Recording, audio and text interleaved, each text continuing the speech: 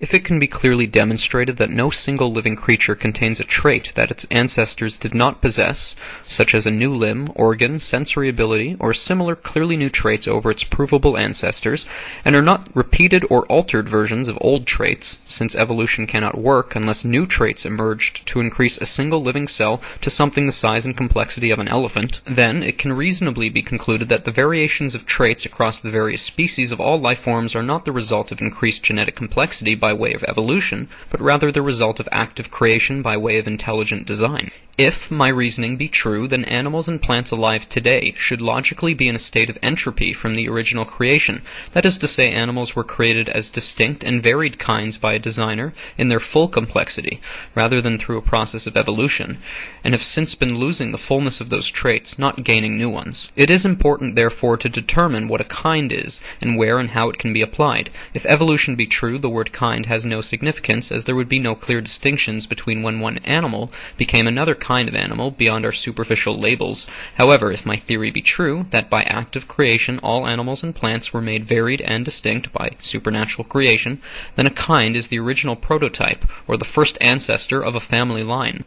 Going against conventional evolutionary thought, a lion, a tiger, a cheetah, and a leopard are all clearly cats, but they do not necessarily belong to the same kind. That is to say, even though they share common design and might even be able to interbreed, they might very well have a separate ancestry. If it can be demonstrated that no animal or plant within its kind, as defined, presently living contains any trait that cannot be found within its provable ancestral history, then evolution can be falsified. That is to entertain the idea that my hypothesis is true, and treat each animal as distinct with its own ancestral past and are not the result of common ancestry. Once again, when speaking of traits, it must be as defined as in the first paragraph, which excludes detrimental or adaptively beneficial mutations which are strictly situational and not long-lasting. Example, the Darwin finches and their beaks. Such mutations only alter and modify traits that already existed in the past without actually introducing a new trait. It is not disputed that individual traits that already existed can indeed change, such as fur becoming thicker or thinner for adaptational purposes through natural selection.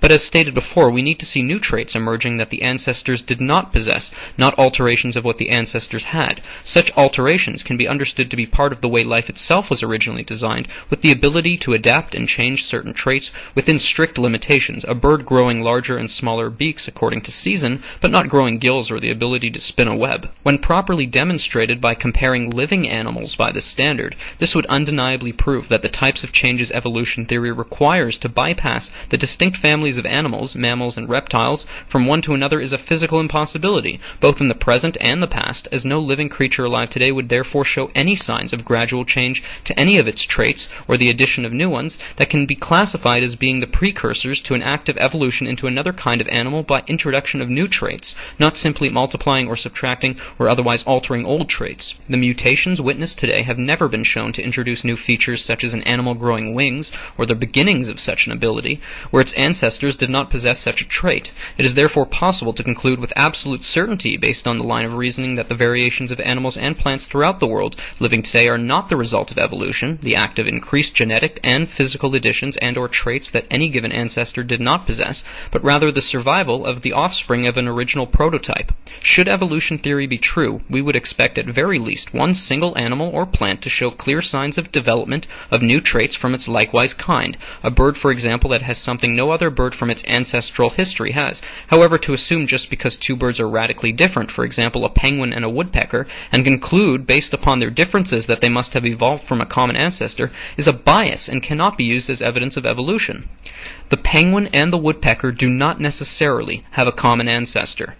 If by way of evidence it cannot be proven that these two birds share a common ancestor, or a similar situation between two other closely designed plants or animals, and if these two birds only have traits that can be found in its provable ancestral history, compounded by the lack of new developing traits, it is therefore possible to conclude with certainty that these two animals, while both birds, do not share common ancestry, and therefore were created separately and did not evolve one from the other. And this is the most important part of my hypothesis. If it be true, there should be a sore thumb among many different varying families of animals that show no common ancestry, thereby proving supernatural creation as the only logical explanation for their sudden appearance. This line of reasoning goes for every single animal and plant on the planet. Should no single trait be found to have been added or is in the process of being added within the provable ancestral line of either the penguin, woodpecker, or any animal or plant, or common ancestry for a single species among its family, this means the radical difference we see within a family, such as within the tree family, for example a maple tree and a palm tree,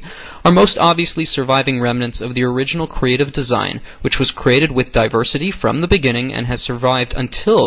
today as a separate kind, and are not the result of an evolutionary history or a common ancestry. It is therefore also useless to use the fossil record in this demonstration, because it cannot be clearly shown that two similar animals that are radically different by way of distinct traits, example a Tyrannosaurus rex and a Brontosaurus, shared a common ancestor and are therefore the same kind. It is also useless to show that the difference between living creatures, such as a house cat and a lion, who exhibit slight alterations of features like the lion's mane, without being able to prove a house cat and a lion share a common ancestor. If my theory be true, the cat family, along with all other kinds of animals and plants, were created diversified originally, and they have maintained through survival of these separate species many of their individual characteristics, without becoming a new kind of animal or plant, while remaining the kind of animal they were originally created to be, with the possibility of interbreeding, thus introducing traits that may be new for a species or kind, but not for the overall family. That is to say, a tiger may never have had a lion's mane in its history, but through interbreeding would gain one.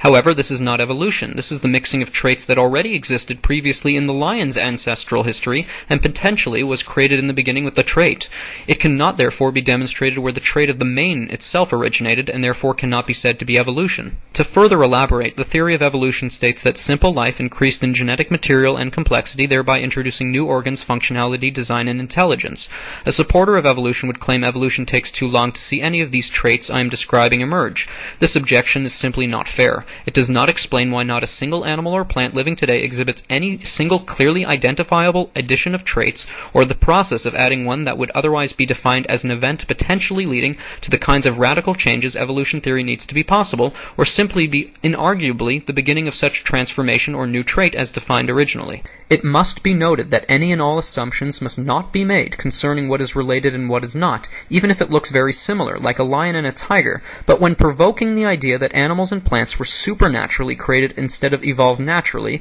without the bias that evolution theory imposes on the natural world, we cannot so quickly determine what is related on an ancestral level and what is not. Therefore, when comparing two species of animals that are not clearly the same kind, such as a donkey and a zebra, to assume they share a common ancestor is an error, simply because they share common design. Even if the zebra had a new organ, or in this case a stripe pattern that the other horses do not, this is not evidence of the fact that zebras and donkeys shared a common ancestor and that the zebras evolved. While they are similar in design and can potentially interbreed, they do not necessarily share a common ancestor and were potentially created as different prototypes, kinds, to begin with. To falsify this claim, it must be clearly demonstrated that the zebra and the donkey share a common ancestor as opposed to a common designer who created them separately and slightly differently, and that not only did the zebra gain its stripes through mutation, but that no other explanation exists whereby the zebra and the donkey could logically be so different, yet similar. Evolutionists are guilty of assuming all horses, donkeys, zebras share a common ancestor for their bias against the possibility of a designer who made the horse kind diversified to begin with. To falsify these claims, again, it must be demonstrated that a zebra and a donkey share a common ancestor, and that by the introduction of new traits they diversified, as opposed to the possibility that the two were never related to begin with and were created differently, yet with many similarities, being the same family or design of animal, a horse, with the ability to interbreed. In the event that the donkey and the zebra do have a common ancestor, that still does not prove evolution, for the minor changes between a zebra and a donkey may very well be attributed to natural selection, mutation, and adaptation, not evolution, despite the claim that evolution works on these principles. To prove evolution, it must be demonstrated that two creatures of the same ancestral line exhibit differences that were not present during its ancestry. In other words, gained traits its ancestors did not possess, beyond any reasonable doubt, and the fossil record is inadequate at this point.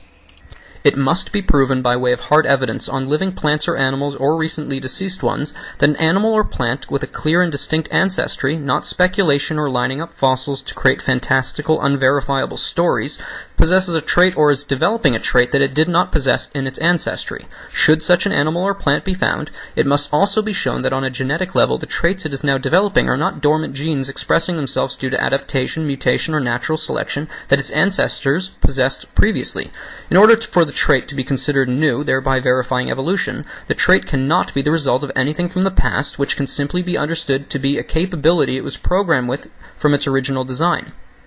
For example, for those who claim that a bacteria becoming able to digest nylon is proof of evolution, this is simply dishonest. The digestive capabilities of bacteria can indeed be changed, as can many traits within all kinds of plants and animals that already exist, which is easily understood as an ability that life was designed with. The problem is that those who use such arguments believe that bacteria do not originally possess the capability to change their digestive abilities without attributing such a micro-level alteration to how bacteria themselves are designed to be able to adapt. This gross error extends to all forms of animals and plants, and this bias too must be set aside. It is unfortunate that YouTube has an 11-minute video limit, so I have prepared my final slides in 5-second intervals for you to rewind and pause and read at your own leisure. I thank you for listening to how I have falsified evolution, and I look forward to removing evolution from the public schools within our lifetime.